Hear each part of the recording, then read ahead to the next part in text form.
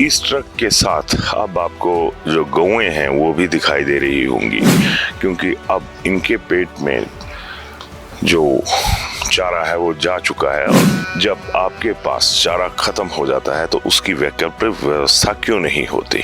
आप लोगों के लिए जो नेता लोग हैं वो अहम हो जाते हैं। अगर नेता का 1 घंटे का भी दौरा हो तो काजू बादाम ठंडा गर्म मौसम के लिहाज से जो जो खाद्य पदार्थ जरूरी होते हैं वो आप लोग उनकी प्लेटों के आगे समर्पित कर देते हो। तो इन पशुओं का क्या दोष है। ये नन्हा सा एक बच्चा, वही बात आ गई कि बच्चे सबके होते हैं, माँ सबकी एक जैसी होती है। और क्योंकि हमने इन्हें कैद करके रखा हुआ है और कैद करके अगर भोजन बना दिया जाए तो ये कितनी शर्मनाक बात है। बच्चे हैं, इनकी ये हड्डियां शरेआम महसूस हो रही हैं कि इनका सिर्फ ये एक अस्थि पिंजर सा रह गया है।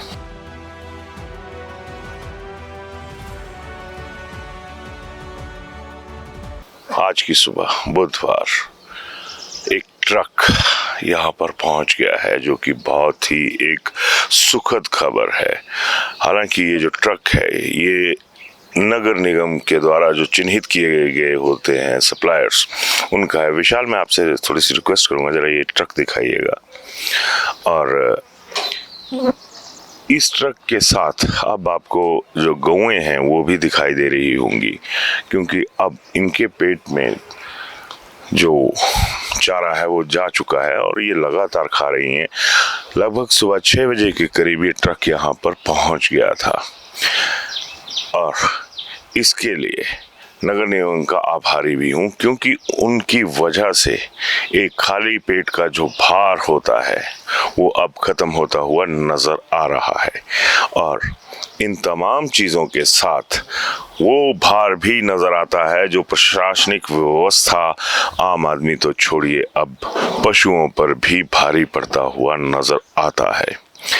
तो ऐसे में ये सवाल उठना लाजमी है कि जब आपके पास चारा खत्म हो जाता है तो उसकी वैकल्पिक व्यवस्था क्यों नहीं होती।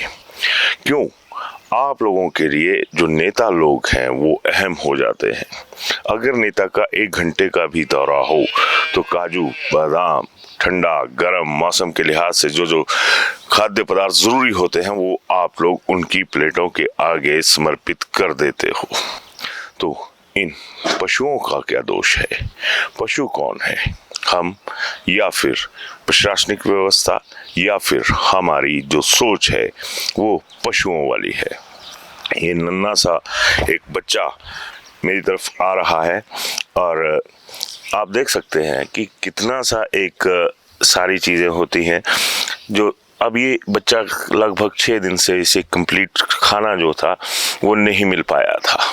और वही बात आ गई कि बच्चे सबके होते हैं, माँ सबकी एक जैसी होती हैं, चाहे वो पशुओं में माँ हो, चाहे वो इंसानों में माँ हो, पक्षियों में माँ हो।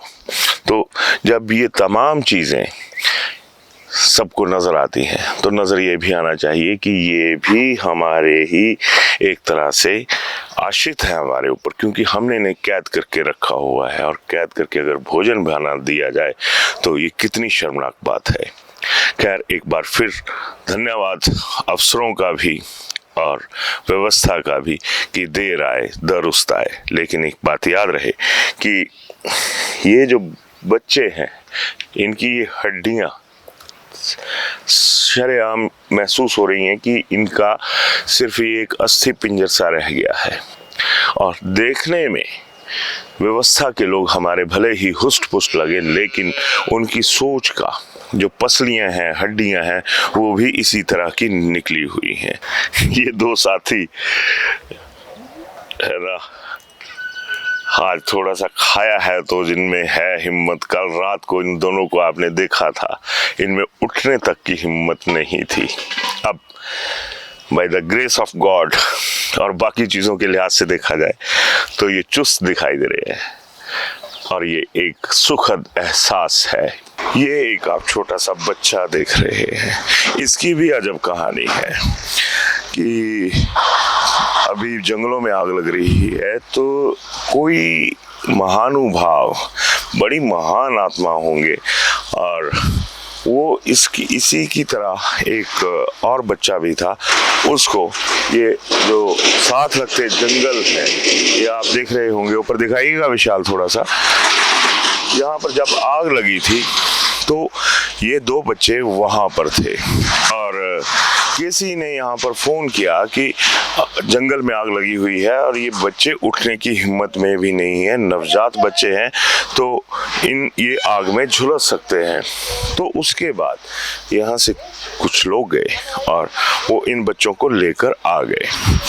यानी शर्म, हया नाम की कोई चीज बची नहीं है। धार्मिक आस्थाएं तो छोड़ दीजिए आप, धार्मिक आस्थाएं सिर्फ जो है वो वोट इकट्ठे करने के लिए होती हैं, इससे ज्यादा नहीं होती हैं। अगर उस जंगल की आग में ये बच्चा झुलस जाता तो कौन जिम्मेदार होता? और सबसे बड़ा सवाल कि क्या ये जो डेयरीज खुली होती हैं उनके बच्चे हैं?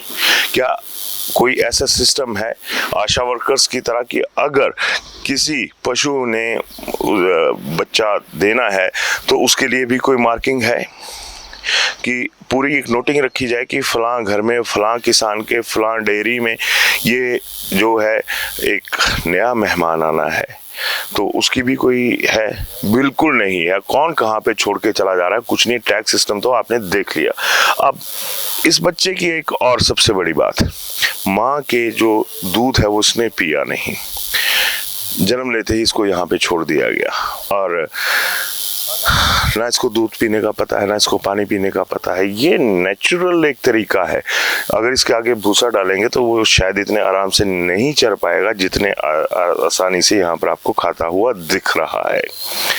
तो एक कत्ल तो ये भी है, अरमानों का कत्ल भी है, जिंदगी का कत्ल भी है, और सबसे बड़ा कत्ल तो ये इंसानियत का है। आखिर हम जा कहाँ रहे हैं? सच में जो मनुष्य है वो एक सामाजिक पशु है, क्योंकि व्यवहार ही पशुओं वाला है।